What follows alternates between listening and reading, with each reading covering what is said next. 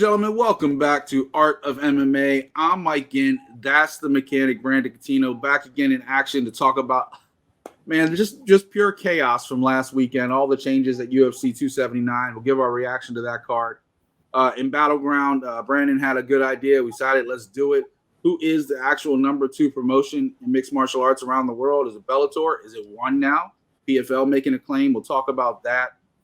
And then we'll go ahead and make our picks for this weekend. Cory Sandhagen versus Yadong Song, UFC Vegas 60.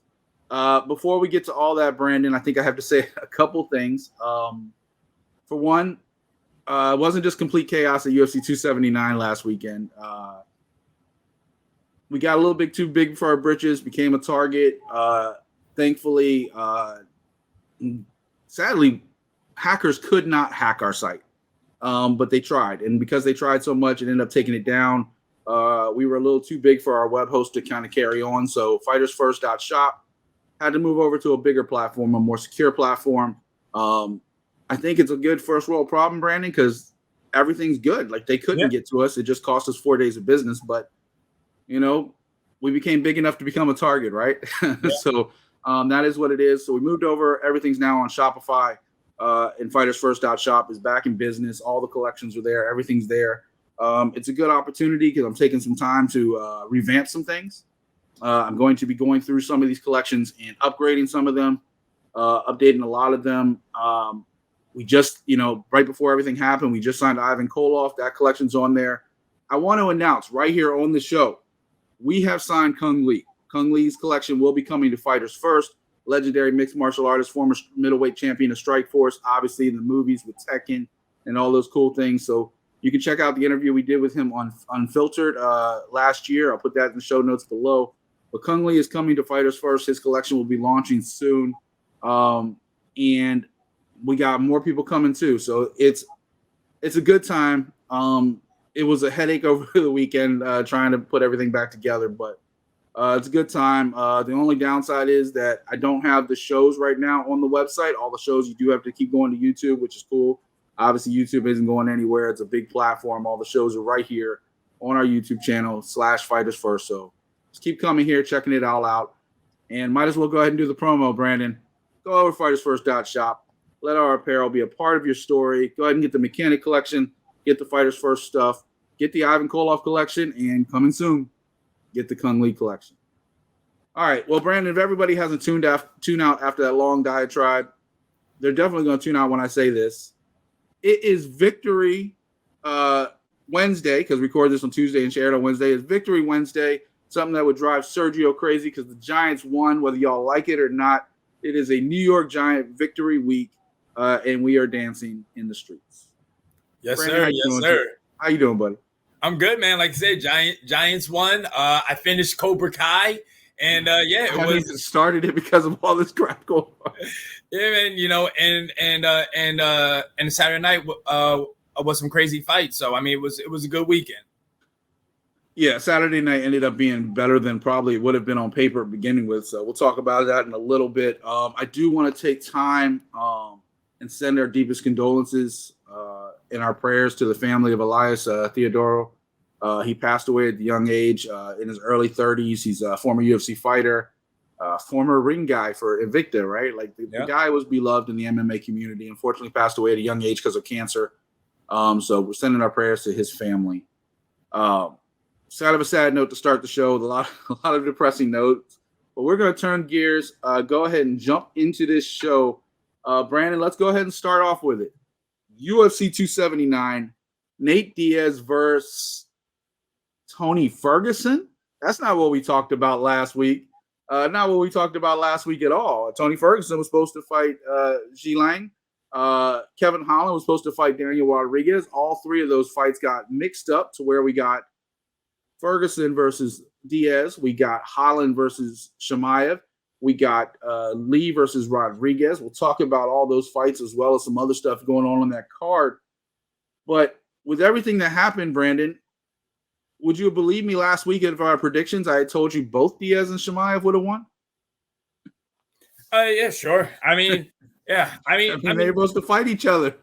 Yeah, I mean, it's what happened worked out for everybody because really this is the fight that people wanted. They wanted a Diaz versus Ferguson fight. So everybody's happy that happened. And plus, too, Kevin Holland, man, he was calling out Chimaev back when he was fighting at 185. So this is a fight that Kevin Holland really wanted as well. So I mean, it kind of worked out. I mean, they got into, the funny thing is they got into a longer fight backstage than they did when they actually got into the cage. There was so much chaos from the start of this week to the end of this week. Dana had to cancel the pre-fight press conference because they were fighting in the back. Chimaev's doctor told him, or the doctor for the UFC or the athletic commission, somebody told him to stop cutting weight. So he came in 8.5 pounds over. Before we get into talking about the fights, do you believe in conspiracy theories that maybe this was all set up ahead of time? That this is what Dana wanted? They just had to make it happen?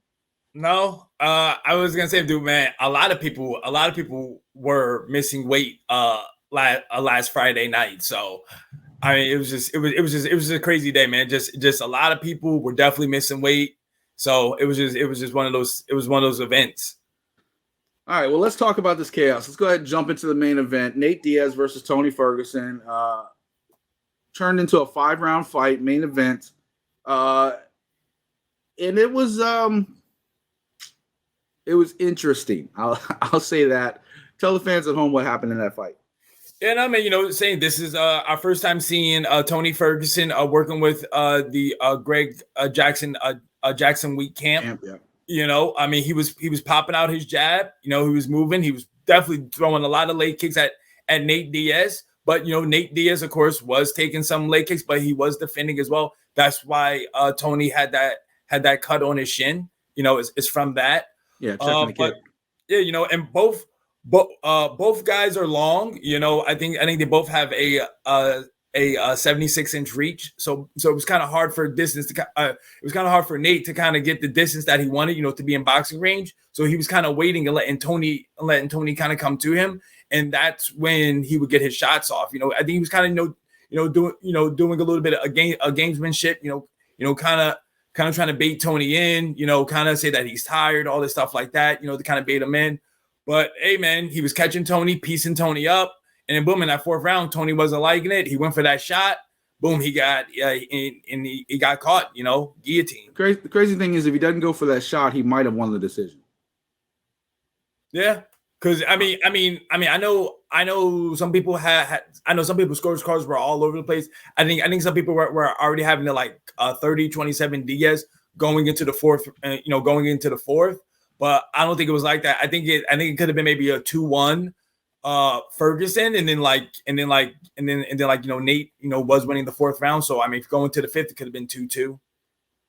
Yeah, I gotta pull it up. I'd seen it. Now I can't find the damn scorecards for it, but I was pretty sure Ferguson was winning 2-1 on at least 2 out of the 3 scorecards going into the 4th round. Yeah. And MMA decisions only really shows it if it goes all the way. So I have to find it on MMA Junkie or something like that. But this fight was all over the place.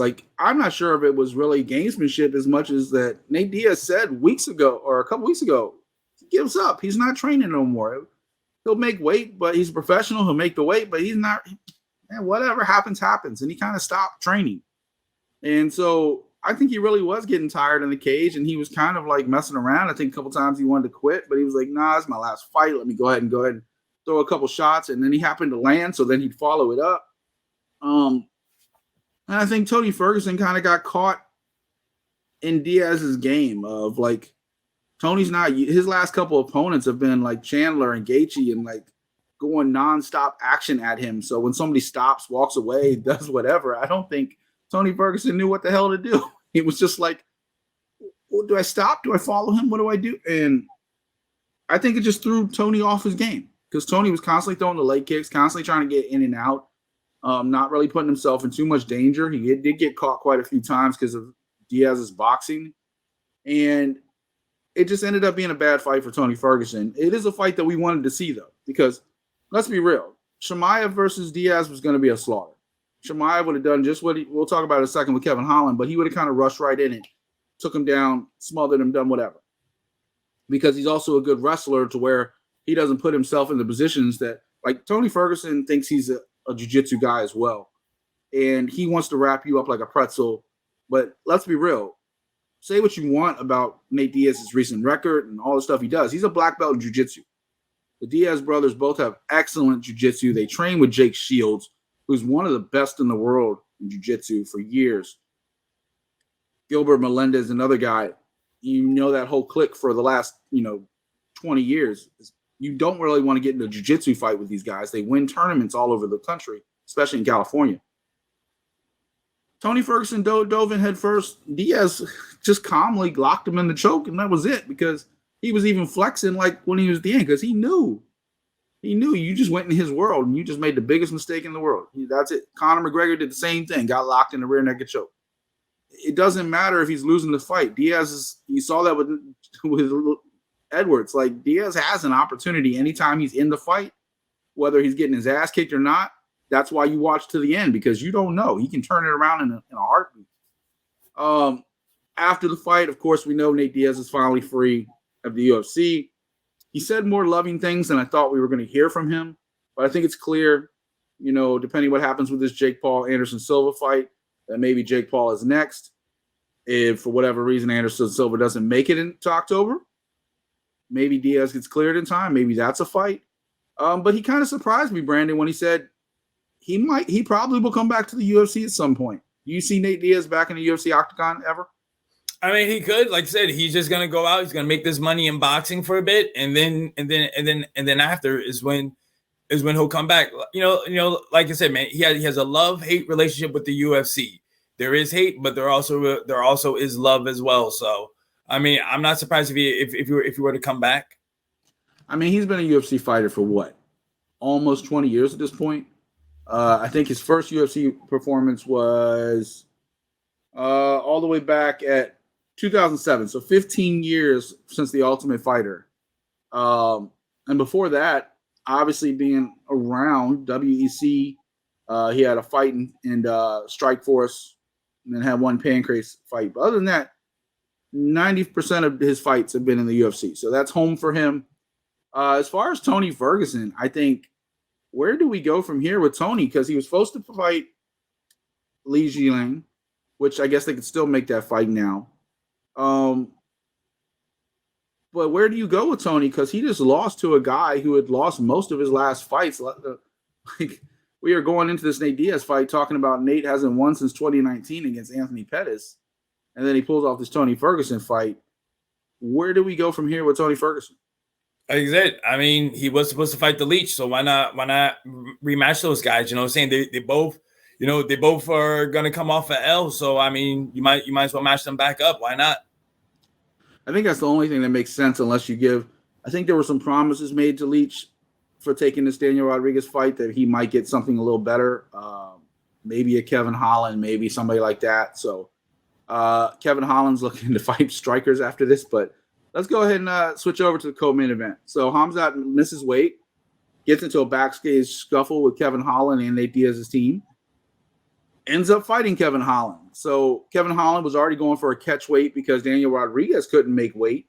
We'll get to that later because that's another issue as well. I kind of have issues with what Daniel Rodriguez said, but Kevin Holland's like, no problem. I'll do 180. It's no problem. He came in even a couple pounds lighter than that. I think he was like 178 and a half or something like that.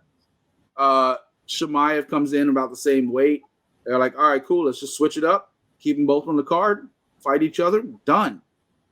But that wasn't a good matchup for Kevin Holland. We know he doesn't do like he did all right. He obviously knocked out Jacare on the ground, but that was because Jacare was playing with submission holds. Chimaev doesn't play. When Chimaev wants to take you down, we saw it when he fought Leach. He kind of ragdolls you. He kind of goes right in, and he was not working by the hour on Saturday night. What happened in that fight, Brandon? Yeah, like you said, man, the bell went. He came in, shot in, took him down, and then he just went for his choke. He locked in the submission. Kevin Holland, man, credit to him. You know, he did have some good defense, but the thing was, though, Chimaev kept on following him, and then boom, he was able to lock up the Darce choke. Insane. The fight only lasted 2 minutes and 13 seconds. Feel bad for Kevin Holland because he didn't get off any shots. If you look at the stat sheet, it was just zeros from him. While I think Chimaev had threw maybe two strikes, landed one of them, and then boom, he got his takedown. Yeah, it was just fight over. I was surprised when I saw it went 213. I was like, it lasted that long? Like, because you kind of forget that they kind of circled for a second before they actually did that. Kevin Holland never got a chance in this fight. He never did. Once they shot takedown, he never got a chance to defend himself. I think he was just caught so off guard by that takedown so fast, so quick. You say what you want about Chimaev. When he fought Gilbert Burns, you're not taking Gilbert Burns like that down. Gilbert Burns is a world-class jiu-jitsu. You take him down, you might get caught in something. So he wanted to strike with Gilbert Burns. He also wanted to prove a point with Gilbert Burns. Kevin Holland, I don't think he cared one way or not. That fight in the backstage, I don't think mattered to him. After the fight, he just, he was sportsmanlike to Kevin Holland. He was like, thank you, nice. Thank you for sharing the cage with me. All that stuff. He was super nice to Kevin Holland after the fight. Which also caught Kevin Holland off guard. You just kicked my ass, and now you're like, I love you, brother. Like, what? So Kevin Holland really didn't know what to make of anything. He tried talking his shit when they were on the ground for a second. That didn't work out. Nothing went right for Kevin Holland last week. And the sad thing is, he might have probably beat Daniel Rodriguez, but he had no shot against Chimaev. Even when they asked him backstage before the fight, do you think this is a good matchup? Like, do you like the switch? And he's like, hell no. This is a horrible matchup. He was honest. He was honest about it. He knew what was going to happen. Going from here, what do you do with Chimaev, Brandon? He missed weight, maybe intentionally, some people think. Do you keep him at 170 because he had trouble making the weight cut? Do you just put him back at 185? What do you do with him? I know a lot of people want him to still fight at 170. I think people want him to fight Colby Covington. If Covington ever says that he, his brain is fine again and he can fight. But I think his coach just came out and basically said, like, with his with his battle with COVID. Yeah, it's post-COVID. Yeah, he's basically had trouble making 170. So I think his coach is saying that his next fight probably could be at 185. Yeah, I mean, people don't understand. Unless you've had it, long COVID can affect people in many ways. And conditioning is definitely one of them. Breathing is one of them. And when you're trying to cut, we've had these issues where we talked about weight cuts on this show a number of times. We talked about a couple of weeks we'll go with one and stuff like that. And so many people couldn't pass the hydration test. America, USADA, and UFC, they give you some leeway in certain things. They don't really have hydration tests, but you can't IV anymore like you used to. And so doctors are very cautious when you do that dump the night before, try to get down like 8 pounds sometimes. You can't rehydrate up with an IV. So then you have to, like, are you going to be okay fight night if I let you do this weight cut now? And so they watch it a little bit closer. Honestly, I think Chimaev should be at 185. I think he's a bigger dude, but I don't think he's as strong at 185 as he is 170, so he takes advantage of that. I'd love to see him versus Colby Covington, but he'd rather fight a Wonder Boy, he'd rather fight, like Wonder Boy or somebody like that because he wants Leon Edwards, but obviously Edwards is locked up with Usman until early next year with the trilogy. So he wants somebody that he can run through again because obviously if he fights Wonder Boy, he's going to take him down just like he took, Kevin Holland down. As far as Kevin Holland, what's next? I don't think this hurts him at all. He took the fight the last second, switching over to save the card. They can run the Daniel Rodriguez fight back. He wants to fight Wonder Boy. That's another guy because he doesn't want to have to worry about getting taken down. What do you think's left for Kevin Holland?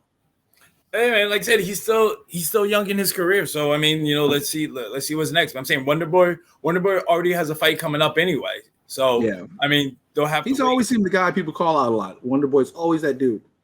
He's like the last guy I would want to fight with his striking, like the way he wraps, kicks around. Like you being the kickboxer, no better than anybody. I'm surprised. I'm surprised. He's not trying to call out a Masvidal. He's free. I think he did.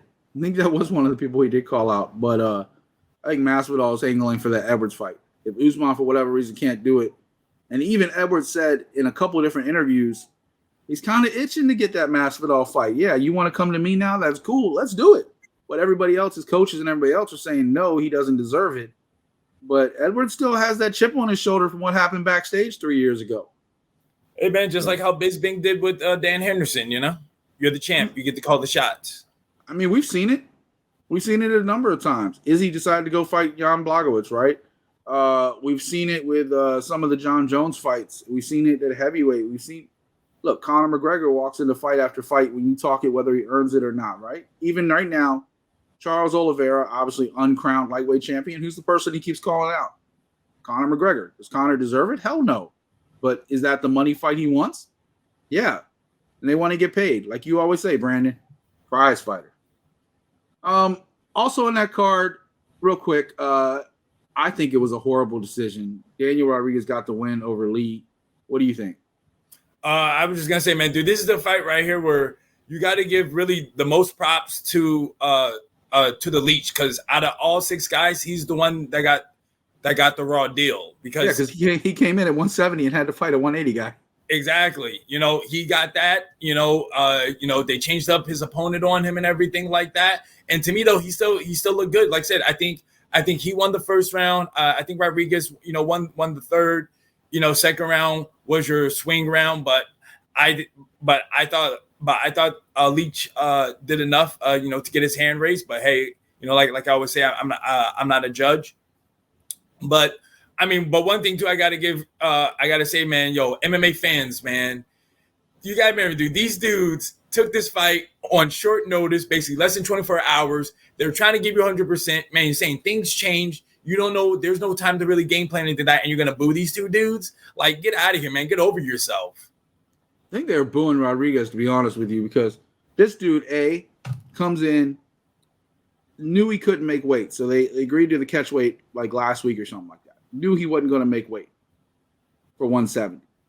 Kevin Holland was like, all right, no problem, whatever. Daniel Rodriguez coming off a long layoff because of a hand injury. It wasn't like a knee injury or anything else like he's had in the past. So there's no reason why his cardio couldn't have been up to the point where, okay. So he comes in at 180 at catch weight. Leach says, whatever. Leach is like, I just want to fight on this card. I've come this whole way. Leach is also, by the way, the guy who broke up the backstage brawl between Holland and Chimaev. That's the week that Leach has had. He's the one that broke that. He was one of the guys that broke that up. And then Daniel Rodriguez, after this win, acts like he's like the best fighter in the world. And yeah, I love this. Maybe I'll fight around this weight from now on. I feel really good. I didn't really have to cut weight. I just kind of walked right into the cage.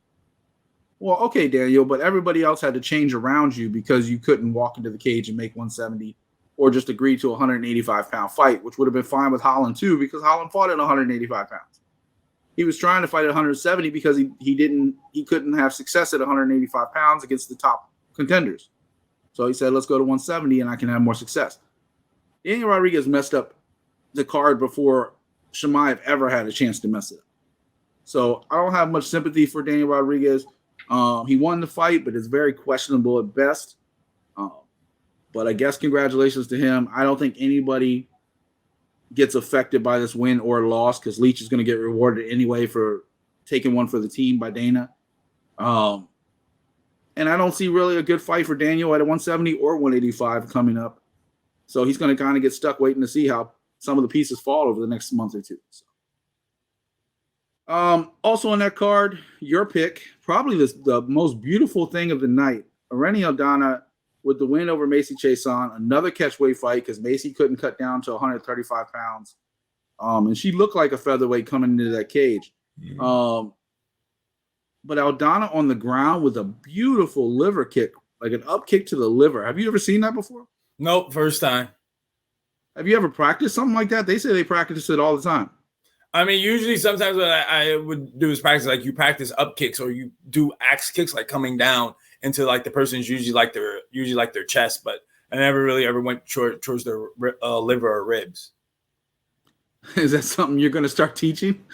Because that was crazy. Nobody really knew what happened. It happened so fast. Aldana got that. I mean, that should be part of the repertoire over at Tiger Showman's now. Like liver kicks from the ground. Johnny Walker bounced back, got the rear naked choke over the Hulk, and then got kicked out. He didn't even take his gloves or put any shoes on. He got kicked out walking to the streets of Las Vegas. Even Dana doesn't know what happened with that. Julian Erosa was somewhat of an upset over Dawodu. Controlled the fight. Another catchweight fight. You'll see this a lot when I'm talking about these results. catch weight. This was 150 catch weight. Who was the one that couldn't make it on this one? Was it Dawoodu or Arosa? I believe it was Dawoodu. Okay. Almeida with a performance bonus with his rear naked choke over Chirkalji, a 220-pound catch weight. That's because I believe Almeida usually fights at heavyweight and Anton usually fights at light heavyweight. So that was planned. Tulalilin got the win with a TKO over Jamie Pickett. Chris Barnett, always a show, always entertaining. Got the TKO over Jay Collier. I can't believe he didn't get a performance bonus for that. Norma Dumont, I love Norma Dumont. I didn't think she does well with tall, lengthy fighters like Danielle Wolf, but she controlled the whole thing and dominated her for that win. Maybe the featherweight division isn't dead if Macy can't make weight and people like O'Donnell are willing to fight up weight and stuff like that. Holly Holm maybe comes back. Maybe there might be an opponent waiting for Amanda. Give her an excuse to carry 2 belts. I doubt it. I think the division is dead, but we have hope. I don't even know how to call that. Haley Alatang with another exciting performance against Anliger. He got the win. Elise Reed with another bounce-back win against Melissa Martinez. Surprisingly, Elise Reed was the bigger girl in this fight. Usually we see her as a smaller one. She was the bigger one. And Johan Leonis over Darian Weeks, split decision to start the night.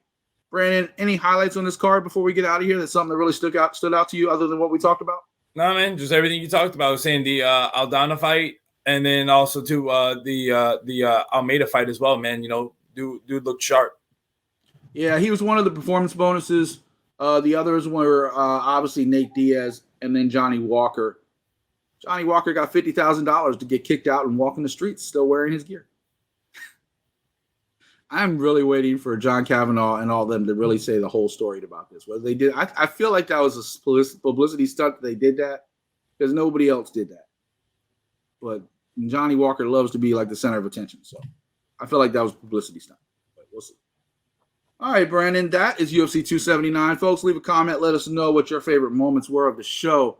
But we're moving on. It is time for Battleground, the segment where Brandon and I throw down, see who wins, who loses. Usually me, but it's all good. I got to take a win somewhere I can get. I'm not getting it in the picks because those just keep getting canceled.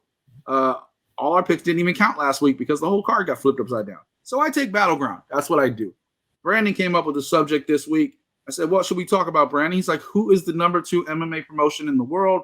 So that's what we're doing. Brandon, I'm going to kick it off with you. Your subject, let us know, who do you think is the number 2 promotion in the world? So, I mean, you always, of course, there's plenty of options. You could say Bellator, you could say PFL, you got one. Heck, man, some people could even say KSW, out there in Poland, or you could even say Cage Warriors, depending on where you are. But you gotta remember, to me, man, this isn't about who's number 2 in North America. This is number 2 who's in the world. Now, of course, if you go by, you always hear the PFL spinning their nonsense, but hey, that's what they got to do, the PR to try to say how they are the number 2 promotion. Now they do have a good chance because they are on ESPN, so which means they do get those views. While Bellator is on Showtime, it's a little bit easier to get ESPN than it is to get Showtime. But then of course you got one, which now they're on Amazon Prime. But before that, you could either go into the website or you could just watch on YouTube. But if you go by social media metrics, one of course dominates that because they're over in Asia. So which means they're gonna have they're gonna the whole continent. Exactly. They got the whole content, everything like that. But to me, Bellator is above PFL. I think the only thing PFL beats Bellator in on social media is I believe TikTok. That's it. But I think Instagram. Brandon, do you have a TikTok account? Nope, I do not. Yeah, I'm about to say I don't think you're on TikTok. Exactly. But hey, man, you got to do the research. You should be. I told Brandon he got 16,000 plus views the last time I posted a video of him on our TikTok. Yeah. Go follow TikTok at Fighters First, guy. But to me, I want, like, I know people want to say one, but I kind of want to put one out because I don't really see one as an MMA promotion. To me, man, they're more like, to me, you hear more about their Muay Thai and their kickboxing. Combat sports. Yeah, but to me, me and Tim talk about all the time. Where usually with one, it's more like they kind of talk about their kickboxing, their Muay Thai, and then they sprinkle in a couple of MMA fights to kind of, to have you come there. It's like, oh, hey, we have this fight, this MMA fight on here, but before that, we're gonna have these kickboxing fights to kind of keep you there, and then that way you're there, for the MMA fight. So to me, I still got to go with Bellator. I still think they're number 2. To me, they have the second best roster of fighters, which is why I say they're the number 2. Because if you're going roster by roster by roster, to me, Bellator has the second best talented roster of MMA fighters. You almost talked me into one. Listening to your spiel. For me, it's 2A and 2B. I think PFL is still fighting for 4th spot. And the reason I say that is this. I think it's clear that Bellator is the number 2 promotion in the world. I think they do enough stuff if you're going to even talk the world, they do enough stuff in Europe to really kind of consider that. They do more stuff in Europe than the UFC sometimes. Yeah. And they have a lot of former UFC fighters. They have a lot of people that Their roster is loaded. You have a legitimate promoter in America named with Scott Coker, who's done with Strikeforce, done well enough to get acquired by the UFC. He's done it for a long time. I will say this about one. When you talk about the kickboxing and Muay Thai, we call this mixed martial arts for a reason. And it's not just the MMA fights that we know and love. It is all of that in one thing. And whether you're just doing boxing, just doing kickboxing, just doing whatever, if it's on a card with all these different things, it's still a mixed martial arts card. So I give one credit with that, especially since they're doing it kind of differently. They are putting it all on one card. They're giving you a lot of different looks, and they're big. They just announced a 52-week schedule. They're set for the next year as far as where they're going to be, and fights will come and go and change, but they know what they're going to do. They've announced Amazon Prime all the way up to one on Prime 6, I think, in January. So they got a set of cards coming for that. We have seen ups and downs with Bellator. We've seen them, the highs and the lows over this last couple years of the pandemic and everything else, and they bounced back and had Grand Prix. And some of their Grand Prix, especially this bantamweight, is like must see right now. The light heavyweight one was pretty intense, and they bring in veterans like, we've seen Bader and Cory Anderson. They brought in Yoel Romero. They got all these guys. Plus, they have homegrown talent. They have people like Lima and MVP, and they have now Sergio Pettis, who came from UFC over and doing some things. So, and Aaron Pico and all these, and AJ McKee and the Pitbulls, and so they have a great combination of homegrown talent and talent from a bigger promotion. And they've done a great job of meshing that and proving that just because you come from a big promotion doesn't mean you're going to win. Benson Henderson came over and struggled a little bit. Roy McDonald came over and struggled a little bit. They've had success, but they also struggled. I think it's clear that Bellator is the number 2 promotion. I put one right there because, like you said, it's not just America, it's the world. If you're looking at the world, nobody's doing bigger numbers outside of the UFC than one is. But we see on TV Bellator. We see on social media Bellator. They've been around almost as long as the UFC. People don't realize that. Bellator's been around since mid-2000s too. The Bjorn Rebney era with the tournaments and everything else. They've been around for a long time. And I think Scott Coker has envisions of doing some cross-promotion stuff. You've seen it with Ryzen. You've seen maybe potentially with PFL next year. So that's only going to get them bigger and bigger. The Showtime, I think, it might be harder to watch, but it also gives it that big fight feel. Like you remember back in the day when a big-time boxing fight came on, and if it was on Showtime or HBO or something that you didn't have, you kind of found a way to watch, whether you went over to a buddy's house and had a watch party or you ordered it for like that month or whatever. Like, it kind of gives it like that special feel. So there is that. It kind of gives like almost like a pre-pay-per-view type era type feel. Yeah, I'll stick with Bellator being number 2, but I put one coming up quickly as 2B. I don't think PFL's there. Maybe when they do the pay-per-views next year and stuff like that, and get some more of these like Shane Burgoses, and they just also signed Thiago Santos, and they're getting some of the names, but they don't have nearly the names that either Bellator or one have. So I think PFL's a long way to go with that. You can't build a dynasty around like 4 or 5 names. You need a whole roster, and I don't think PFL's there yet. So they're getting there. they're definitely must-see TV, but they're not to the other level yet. Leave a comment. Let us know. You saw Brandon's take. You saw my take. Let us know. Who is the number 2 promotion in mixed martial arts? Is it Bellator? Is it ONE? Is it PFL? Is it somebody we forgot to talk about? It's like we talk about Asia's part of this too. Ryzen, stuff like that. It's a big old promotion. Combate Global, Combate. Well, so Combate just signed a big deal with Spain and some European countries, so they really are a global promotion now. Oh, I mean, was it Clarence McCampbell, right? He's the owner, yeah. right? I mean, he's one of the executives, yeah. Yeah, he always, every time PFL says something, he always challenges them and says he's like, yo, show me your numbers. I'll show you mine. About like ratings and everything like that. So, I mean, hey man, they're on the come up as well. But they're arguably though they're close to being the number 2 promotion in Latin America at this point. Because of everything of the pandemic, they've kind of slowed down with their shows, or they're doing them in bulk, whether it be in Miami or somewhere like that. They've lost a lot of steam. Combate used to be the number 1 promotion in Latin America. Now Luke's is moving up fast, especially with the UFC Fight Pass and all that access. And some of their cards are selling out across Mexico. So that's a battle now for the top Latin market promotion. So, but there was a big move for Latin American fighters when Luke signed with Spain in some of the European television networks. So now they'll be broadcast over there as well. So Combate will be all over the globe now. So that is good for all fighters, especially south of the border. So we talk about that on Crossing Borders. Nice plug there, Brandon. I like what you did. Crossing Borders, which will be on Thursday this week because, Alex Soto's a busy dude. So do what I can. All right, that's Battleground. Brandon, let's make some picks and get out of here. UFC Vegas 60 coming up this weekend. Hopefully our picks do not change 1,000 times. I'm not even 100% sure what the co-main event is, but we're going to talk about the Njokuani fight versus Rodriguez as the co-main event. Of course, the main event, Cory Sandhagen versus Yadong Song. We'll start in the main event, Brandon. Who you got, and you tell me why. I'm going with Cory Sandhagen. I think his movement is going to be too much.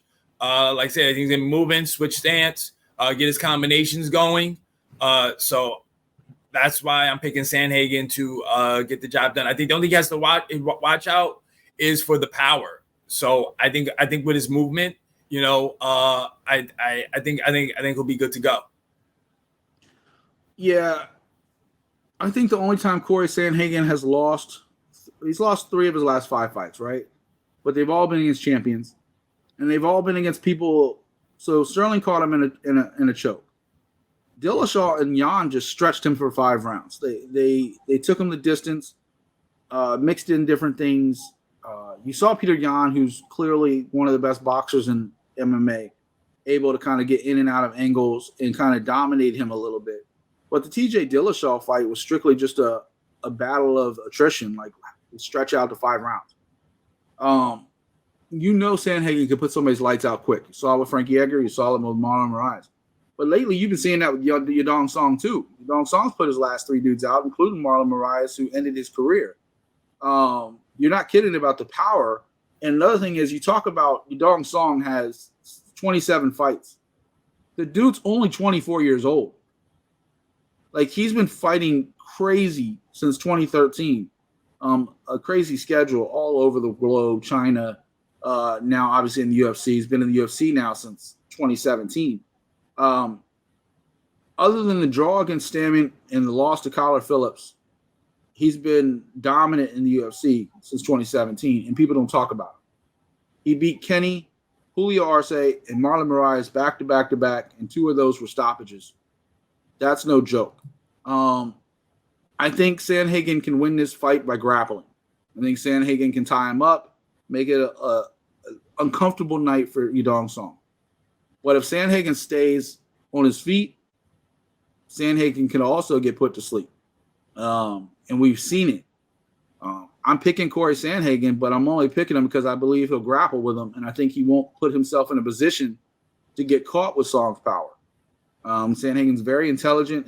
He's a very high IQ fighter who likes to not take a lot of risks. If he thinks he can take you out, he'll take you out. But if he doesn't, he doesn't mind making it a long night. He almost came back against TJ Dillashaw after TJ jumped out quick on that fight. So That's my opinion on that one. I got Cory Sandhagen in that. We're gonna go ahead and call this the co-main event right now. UFC's listening to this co-main event. It may change before Saturday, so don't get mad at us at home, folks. But Chidi and Changwani versus Gregory Rodriguez. Who you got? I'm going with Chidi Bang Bang and Jokawani, man. I think he's gonna put his lights out, get a nice stoppage, and just move on. No love for Rodriguez, who put Marquez's lights out in June. And I mean, shout outs to him, but I think Chidi is Petrosian to a split decision. I think Chidi's on one right now. I'm gonna go with Rodriguez. I think Rodriguez has the quickness advantage. I think he has the length. Both are pretty long fighters, but Rodriguez is just he's hard to hit. You saw it with our man Petrosian. He had to kind of wrap him up a little bit. Marquez tried to go in head first, got knocked out. Park got knocked out. Your boy Todorovic, like he had struggles with him. And you look at all of his, I mean, he's a knockout or get knocked out type guy, which is kind of funny because coming up, he was all submissions, and then all of a sudden he found his power, and now it's like knockout or get knocked out. So I think Chidi has the opportunity to knock him out, but I think Gregory Rodriguez is going to get the job done, and I think Rodriguez is going to get this win. So I have to make a couple different picks from you to try to catch up to you in that leaderboard situation. So that is who I'm going with. Brandon, there's a lot of fun fights on this card. What other fight are you keeping on your eye on for your fight pick of the night? My fight pick is the Damon Jackson versus Pat Sabatini fight, and I'm gonna go with Pat Sabatini. You know, he's a Northeast guy. Gonna rock with him. I think he can control Jackson, take him down, ground and pound, and maybe get a submission. Yeah, I mean, that's a dangerous fight. You know, Leach likes to, take that neck and get the submissions too and wrap you up. That's a dangerous fight. That's one reason I stayed away from that fight, but I do think Pat Sabatini probably will get the win. Man, there's so many other fights on this card. I had such a hard time, but the guy I narrowed into is Daniel Zellhuber, and we call him the golden child for a reason. If you watch any of our stuff on Crossing Borders, we've talked about him before, especially when he had the Dana White Contender Series performance. This guy was a big deal in Luke's fight league. He's a very young kid, 12-0, undefeated, and just one of those guys that is must-see TV when he goes. He can strike with you. He can grapple with you. He has it everywhere you want to go. He can go. And Trey Ogden is a veteran. He's been around, 15-5. He's dangerous, but he's not the guy in this fight. Daniel Zellhuber is going to showcase in this fight, and he's going to be one of those guys you have to keep an eye on. We've been watching him for a while, so he's definitely must see. Now, I told you last week, this fight card is arguably better than the one we saw out of pay-per-view, and this is why. You forget the fact that, Giga's fight is off, right? Mm-hmm. I mean, we may still see Yusuf in some form, but Giga's out. You still got Tanner Boser versus Nascimento, Aspen Ladd versus Sarah McMahon, Andre Philly versus Bill Algeo. I was surprised you didn't touch the Algeo fight. Nicholas Mata versus Cameron Van Camp. Trevin Giles versus Luis Cosi. The fight you talked about. We also got Anthony Hernandez versus Barrel. Joseph Fire versus Amanowski. Maria Agapova versus Jillian Robertson. How did you not pick Jillian? You know why? Get out of here. Because you keep losing. That's why. No, she keeps losing. She do. She wins when you don't pick. Watch, she probably wins this week because you didn't pick her. Tony Gravely versus Basharat. And then Sushasara versus Gomez. And this fight is just stacked.